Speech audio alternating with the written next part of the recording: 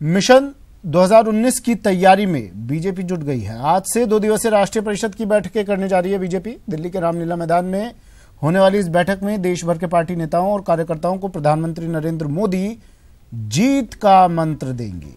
भाजपा अध्यक्ष अमित शाह राष्ट्रीय परिषद की बैठक का उद्घाटन करेंगे।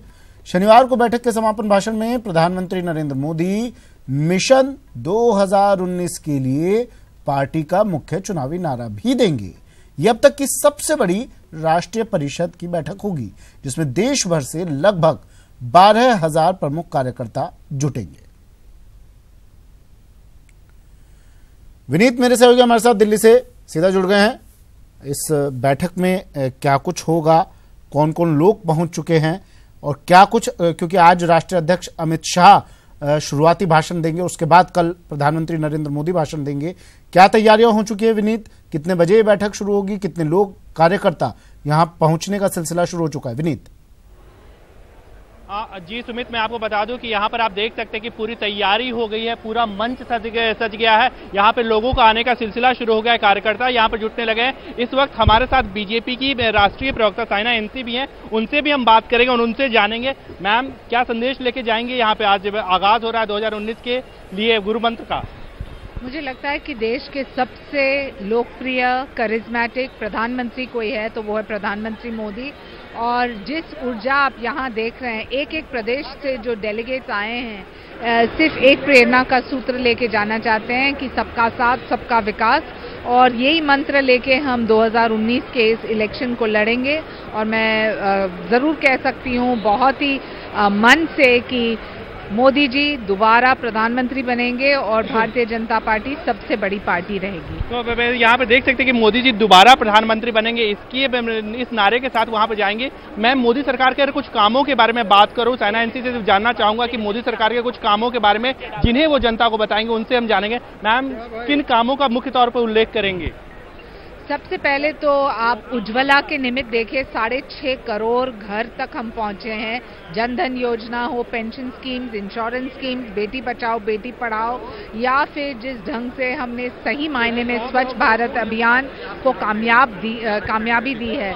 मैं मानती हूं कि ये सिर्फ थोड़े योजनाएं हैं, लेकिन सिर्फ घोषणा नहीं करते हैं। इंफ्रास्ट्रक्चर को लेके भी आज आप देखें तो सबसे ज्यादा हाईवेज बने हैं मोदी जी के शासनकाल में। तो यहाँ पर आप साफ तौर से देख सकते हैं कि जिस तरह से मोदी वंस अगेन के नारे के साथ यहाँ पर फिर से जी शाइना जी कह रही हैं सबका साथ सबका विकास, जो बीजेपी का नारा है उसको लेकर फिर से जनता के बीच में उसको लेकर बात करेंगे। लेकिन ये साथ मध्य प्रदेश, राजस्थान और छत्तीसगढ़ में नहीं मिला इस बार, तो क्या इस बार नमो मंत्र में कुछ बदलाव होगा? जी निश्चित तौर पर यही सवाल साइना जी से भी जानेंगे। मैम हमारे एंकर ये जानना चाहते हैं, मैं जनता जानना चाहता है कि जो अभी हालिया चुनाव हुए हो, मध्य प्रदेश की चुनाव हो, राजस्थान का चुनाव हो, छत्तीसगढ़ का चुनाव हो, या अन्य जो 2 चुनाव हो, वहां पे बीजेपी को सबका साथ सबका नहीं मिला, तो क्या ऐसा बदलाव करेंगे जिससे देश भर में सबका साथ मिले? देखिए 15 वर्ष कोई भी राज्य में शासन करना, यही एक जीत होती है। मध्य प्रदेश में आप देखिए तो 15-20 ऐसे सीट हैं जहां 100 वोट से भी हम नहीं हारे हैं, और जो 5 सीट में अंतर होता है सरकार बनाना या सरकार नहीं, तो ये एक मैंडेट नहीं होता है। अब राजस्थान की बात करें तो वहां भी आप देखिए कि हम 70 के ऊपर क्रॉस करके जिन लोगों ने विश्लेषण करते वक्त कहा कि भारतीय जनता पार्टी को 50 भी नहीं मिलेंगे, वहां 5 साल के बावजूद हमें इतने सीट्स मिले। हाँ, मैं मानती हूँ कि छत्तीसगढ़ में एक हार जीत होती है 15 वर्ष के बाद। लोग भी चाहते हैं कि बदलाव कभी कभार लाएं, लेकिन एक जनरल इलेक्शन, पूरे देश की इलेक्शन के ऊपर एक मैंडेट नहीं है। प्रधानमंत्री के लिए जब आप चुन रहे हैं तो आप सोच समझ के वो ही पार्टी को वोट देंगे जो स्थिरता, एक राजनीतिक इच्छा शक्ति के साथ प्रगतिशील राज्य देने वाले हैं और देश देने वाले हैं। विनीत एक सवाल और पूछ लीजिए। ठीक है, पॉजिटिव रहना अच्छा होता है इंसान के लिए, पॉजिटिविटी झलक रही है शाइना जी के शब्दों में। 15 साल की बात कर रही है, 15 साल के बाद कह रही है सरकार बदलना चाहती है जनता, लेकिन 15 साल आपने शासन किया, उसके बाद कहां कमी रह गई कि जनता का मन बदल गया? राजस्थान में भी यही हुआ, मध्य प्रदेश में भी यही हुआ, कमी क्या रह गई और उस कमी को सुधारने के लिए आप क्या करेंगे? निश्चित तौर पर ये भी हम जानना चाहेंगे। मैम 15 साल का शासन के बारे में, मैं जैसा कि आपने बताया, हमारे एंकर भी ये जानना चाहते हैं आखिरकार कमी क्या रह गई जो 15 साल के, जब तक 15 साल मौका दिया तो 20वें साल मौका नहीं दिया। देखिए, बहुत लोगों ने ये सवाल उठाया गुजरात के इलेक्शन के बाद भी, लेकिन गुजरात में भी 22 साल के बाद हम जीत के आए। 27 साल एक ऐतिहासिक जीत है, लेकिन हर प्रदेश में ऐसा नहीं होता है। 15 साल के बाद कभी कभार जनरल इलेक्शंस में लोग परम्यूटेशन, कास्ट कॉम्बिनेशंस जो चलते हैं, और ऐसा नहीं है कि हम हारे। आप देखेंगे वोटिंग परसेंटेज या हमारा जो वोट शेयर रहा वो बरकरार रहा। इतने सारे सीट्स हम 50 और 100 वोट से ही हारे। तो मैं नहीं मानती हूँ कि ये एक मैंडेट है पूरे 2019 के लिए। 2019 के लिए लोग सोच समझ के उसी व्यक्ति को जिताएंगे जो सही मायने में देश की प्रगति करके आए हैं।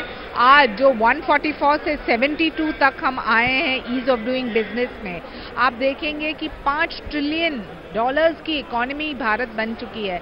तो कहीं ना कहीं मुझे लगता है कि मोदी जी और भारतीय जनता पार्टी की योजनाएं जमीनी स्तर तक पहुंचे हैं। रूरल इलेक्ट्रिफिकेशन की आप बात करें, आप आज फार्मर्स की समस्या की बात करते हैं, लेकिन जिस मंडी और मिडिलमैन को हमने खत्म किया, जिस ढंग से सॉइल रिच क्रॉप्स और 1 ड्रॉप पर क्रॉप इजराइल से इंपोर्ट किया, बहुत सारे ऐसी योजनाएं हैं जो निजी जिंदगी में परिवर्तन करते हैं। ठीक है, बहुत में तो साफ तौर पर साइना एनसी का कहना है कि बहुत सारी ऐसी योजनाएं हैं जिन्होंने में समाज को बदला है, लोगों के निजी जिंदगी को बदला, और यही संदेश लेकर 2019 के चुनाव में वो जाएंगे। जी चलिए, शुक्रिया विनीत तमाम जानकारी के लिए, तस्वीरें दिखाने के लिए। तो तैयारियां पूरी हो चुकी है।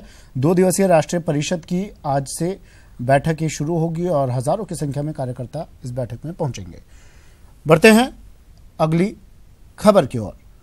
पूर्व मुख्यमंत्री वसुंधरा राजे को बीजेपी का राष्ट्रीय उपाध्यक्ष बना दिया गया है, और इस फैसले के साथ ही ये सवाल भी उठने लगा है कि क्या उनकी राजस्थान पारी का अंत हो गया है।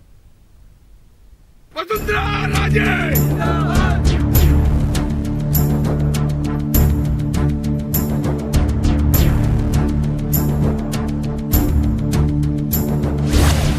अब दिल्ली की सियासत करेंगी वसुंधरा राजे।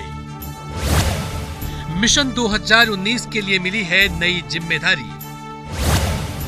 बीजेपी को 2014 के करिश्मे का फिर भरोसा। राष्ट्रीय उपाध्यक्ष बनाए जाने के साथ ही ये तय हो गया है कि वसुंधरा राजे अब राजस्थान की जगह दिल्ली की सियासत करेंगी। पार्टी अध्यक्ष अमित शाह को भरोसा है कि करीब 17 साल तक जिस तरह राजे ने राजस्थान की सियासत में बीजेपी का झंडा बुलंद रखा, 10 साल सत्ता में रही, वो अनुभव पार्टी को राष्ट्रीय स्तर पर काम आएगा और पार्टी एक बार फिर 2014 की तरह राजस्थान की हर सीट पर जीत हासिल कर सकेगी।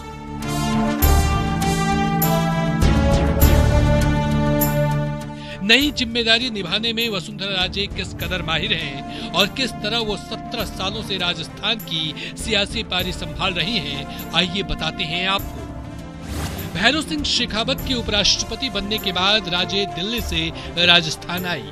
14 नवंबर 2002 को वसुंधरा राजे को राजस्थान बीजेपी का अध्यक्ष बनाया गया। अगले 13 महीने राजे पूरे प्रदेश में घूम घूम कर कांग्रेस सरकार को घेरती रही। राजे के नेतृत्व में 2003 के विधानसभा चुनाव में बीजेपी को जबरदस्त जीत मिली। दिसंबर 2003 में राजे राजस्थान की मुख्यमंत्री बनी और 5 साल सरकार चलाई। 2008 में पार्टी की हार के बाद वसुंधरा राजे ने नेता प्रतिपक्ष की भूमिका निभाई। 14 फरवरी 2013 को राजे ने एक बार फिर से प्रदेश अध्यक्ष की कुर्सी संभाली। दिसंबर 2013 में हुए विधानसभा चुनाव में बीजेपी ने ऐतिहासिक जीत हासिल की। राजे एक बार फिर प्रदेश की मुख्यमंत्री बनी और अगले 5 साल सरकार चलाई। 2014 के आम चुनाव में मोदी लहर और राजे के जादू से बीजेपी हर सीट पर जीत गई, लेकिन पिछले महीने हुए विधानसभा चुनाव में वसुंधरा राजे परंपरा नहीं बदल सकी और बीजेपी राजस्थान की सत्ता से बाहर हो गई। पार्टी की हार के बाद से ये लगने लगा कि वसुंधरा राजे भले राजस्थान की जंग हार गई हूँ, लेकिन दिल्ली की सियासत में उनके लिए जगह बनाई जा रही है और अब उन्हें पार्टी उपाध्यक्ष की कुर्सी मिली है।